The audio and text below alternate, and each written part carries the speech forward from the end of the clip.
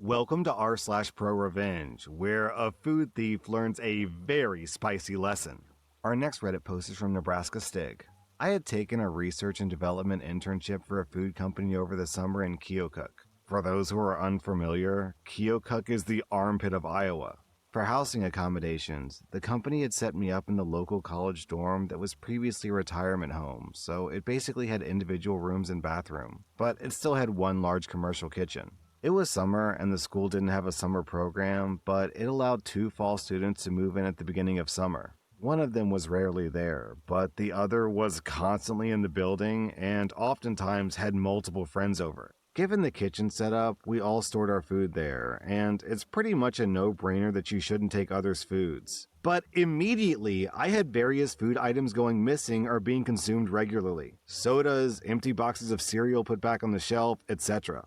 I initially posted a sign on the fridge to not eat other people's food, and I also confronted both of my roommates about having food going missing after the sign went up. But it still didn't stop whoever from stealing my food. This was especially true whenever I went out of town for the weekends. After complaining about the situation to my manager during my job, they helped me form the perfect Prorevenge. Given that I was doing research and development work on food products, I was responsible for getting various ingredient samples to use for new recipes. My manager suggested that I get some capsaicin extracts for my research, even though we weren't doing anything in that realm for flavor profiles. Well, I found a company that had various Scoville unit extracts, and I asked for a variety to see what worked best for our applications. Well, they really delivered and gave me some bottles of 50K, 100K, and 250K Scoville extracts. I ended up putting the 250K Scoville extract into a travel-size spray bottle.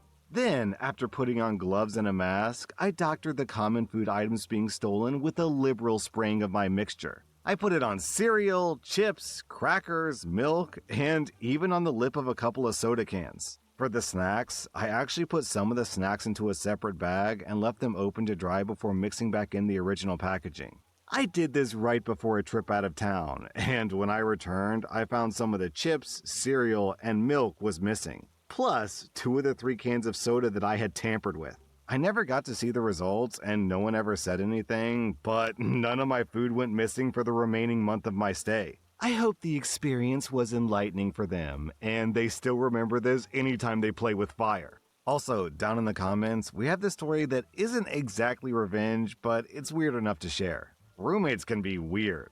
One time, I shared a house with 2 people, and each month we'd go through our phone bill, this was before mobiles, and mark which long-distance calls were ours, and then we'd each pay our proper share. Since the phones were in my name, my roommates gave me cash. This system worked well for many months, until one month it was the day before the bill was due, and one roommate still hadn't paid their share, which wasn't wholly unusual. It happens sometimes. Anyhow, I wrote that roommate a note on the bill that said, "Hey name, just a reminder the phone bill needs to be paid tomorrow, so please leave some money if you're not going to be around. Thanks." About 2 hours later, I'm at work, and I see this roommate walk into the office, look around, locate me, and then walk over to my desk, where they proceed to tear the phone bill and the note into little pieces, drop it all on my desk, and practically yell, "You don't tell me what to do!" Then the person walked out. My boss came over and asked, "What was that all about?" And I said, "I don't have a clue. I just left them a note saying the phone bill was due." That evening, I'm sitting watching TV and the person came home. That roommate went into the kitchen and made a pot of coffee. They would drink 4 or 5 strong pots of coffee every day, which did not help the situation. Then they came into the TV room and sort of mumbled a kind of apology and said, I might have come on a bit strong this morning." Huh, you don't say. Our next Reddit post is from UOA. I was an in-house lawyer in a multinational company that sold software.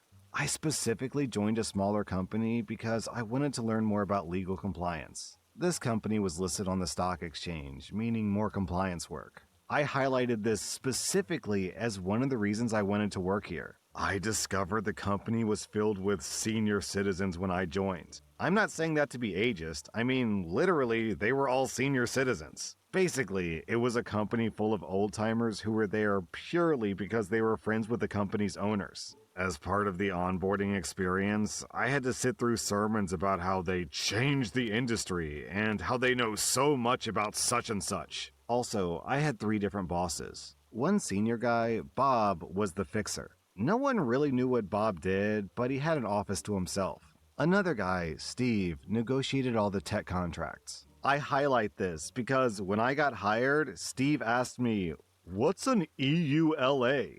Another guy, Carl, was my reporting manager, whom I was expected to work with on a day-to-day basis. 1 month after joining, I was told the company was going private through sale to another entity. I was shocked, but I had loans to pay, so I continued. They basically shoved all the work for this task over to me. This meant that I had to work overtime through nights to complete a task that normally an entire law firm would do. I also worked on the definitive agreement that was in use for the company to be sold. This will be important later. By my 3rd month working there, I decided that this role wasn't what they advertised. And basically, I was just hired as cheap labor. Once the buyers purchased the company, they were planning to move it to another city, and I wasn't keen on moving. So I read between the lines and started lining up interviews. Things went south quickly. The old-timers were unhappy that I was looking for a job because that would mean that they were responsible for the contracts, or even worse, they had to do work themselves.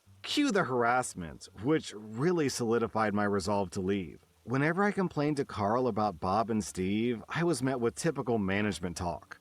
He sympathized with me and badmouthed them with me, but didn't actually do anything about it. Steve started criticizing all of my work over email. Even minor irrelevant sentences that I wrote into the contract required a discussion. Whenever he made a mistake, we just had a chat about it over the phone. But when I made a mistake, he made sure to document every single one. Whenever I criticized some of his work, he said that I was being rigid. However, whenever Steve raised a point, suddenly it made commercial sense. This wasn't my first rodeo. I really didn't care about proving a point because I wanted out as soon as possible. Any pushback fights are going to fall on deaf ears because where I live, labor laws are, at best, recommendations unless you're unionized. My best option was to just leave. I was pissed and tired of being steamrolled, but I wasn't sure if I was really being bullied or if it was all in my head, so I found an opportunity to test my theory. So, in one of the contracts that I was drafting with Steve, I made some comments and sent them to Steve. As expected, he countered my comments with verbal suggestions on the phone, which didn't make sense, obviously. However, because he's the senior, I had to do the song and dance to explain the points. So I arranged the call. I explained everything to him, and I documented this on email, attributing each verbal recommendation, time of the call, and his suggestions. Then I sent him this document back for approval. However, this time I CC'd my direct manager, Carl, and asked for his approval on the recommendations. Surprisingly, this practice was entirely new to both of them. Both Steve and Carl were pissed at me.